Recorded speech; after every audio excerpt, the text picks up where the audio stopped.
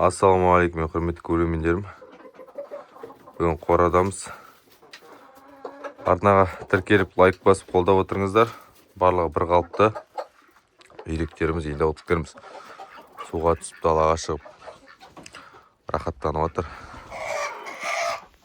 Мына ракушник жүріп отыр. Әлі келеді.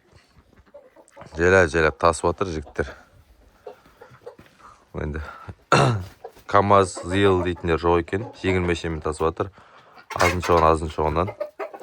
Айтқаным енді майға дейін тасып беріңдер деп, майда бастайын бұйыртса деп. Я бітіріп береміз деген. Осы қазір бізде қорада мына тауықтар уже туып жайлап бастап отыр. Барлығы бір қалыпты. Уже күн жылып кетті бізде. Алланың қалауымен тауықтарымыздың барлығын қыстан шығардық. Енді апрель күн жылы. Мына светті жандыр жібере береді. Осылай жасап қойын, банк кигізіп қойын. Сіздерге де кеңес берем. Қораларыңыз төмен болып, қорада светтері жақ жіберетін болса, осындай банкмен жасап қойға болады. Енді қораның ішіне реттеп бастаймыз уже бұйыртса. Мынаның ішіне қиқым, оқым бәрін шығарамыз. Асты қалың болып қалған уже. Басқалай барлығы тыныш. Алла болса бүгін тауық ақ білем. Кеше сөйлесіп қойған тауықпен. Алла бұйыртса бүгін тауықтар келеді. Оған кішкене қораның ішін бірыңғайлап жинастырып жатырмық. Міне пгеске өздері шомылып, пгесті өздері ішіне тастарын жеп жатыр. Ракушка ішінен кереміз, осыларды өздері жейді. Мынау ақыры өскен жоқ, мына атеш бар ғой. Загорскийдің атеші әлі құтақандай. 3 айлық, 4 айлық балапан сияқты. Бірақ сол жүргенде тауыққа секір жүр, өзі дейтін. Тауықтар пытырлатады. Айқайлағысы келеді, қысқа бірақ дауыс шықпайды. Бірақ жай өсіп жатыр да. Енді қыстың бір жаманы осылай өсіп болмайды да. Енді аламандаған меселер көктем басталады. Көктемде енді булығып өсе ма деген ой бар. Адлер тауықтарым бәрі шүкір жақсы. Жұмыртқаларын беріп жатыр. Атештерді жақсы қарап, бәрі қарап тұр. Бүгін бұйыртса атешінің көптігіне байланысты алла болса тауықтар алып білем. Домашний тауықтар. Үйректердің барлығы бір қалыпты. Барлығы керемет. Мына жер. Қораның орны мына жерде тұр. Алла болса өшеге қора түседі. Уже проектісін бәрін сызып қойдық.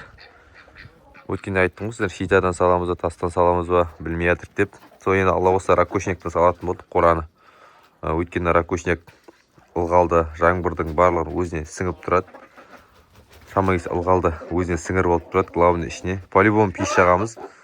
Самантас болса да пеш жағамыз. Ракушник, азаблок, щитовойды немен салсақ та, ішіне пеш жағайын деп тұрқ қой.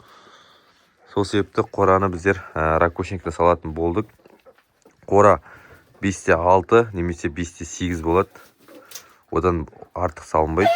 Енді оның ішіне қойымен тауықтар тұрады ғой, чисто. Ал үйректер осы қораның ішіне қалай береді. Өйткені мына қораның да ішінде ракушник. Енді 1300 тас сүріп жатырық қой. 1300-дің енді 1000-ы қораға кетсе, артық қалады деп ойлаймын енді.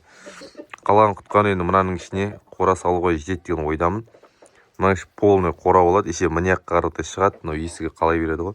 Ар жағы тоже қоршалады шарбақ. Сол кезде кішкене шарбақ кеңейеді ғой. Сондай, мынаның ішін енді қаз, үйрек, индоотка дейтінге алып қаламыз ғой. Өйткені мен биыл енді бекер алдым деген ой келді, менде индооткалерді бар ғой.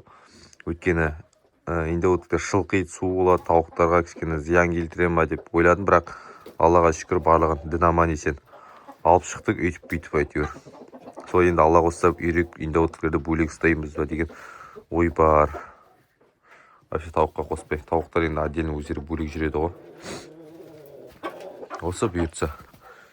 Енді марттың аяғына дейін ала қосса, қардың бәрі еріп кетсе, сықиып, әже қораны салып, шарбақты қоршап, сондай шаруалар жасау керек.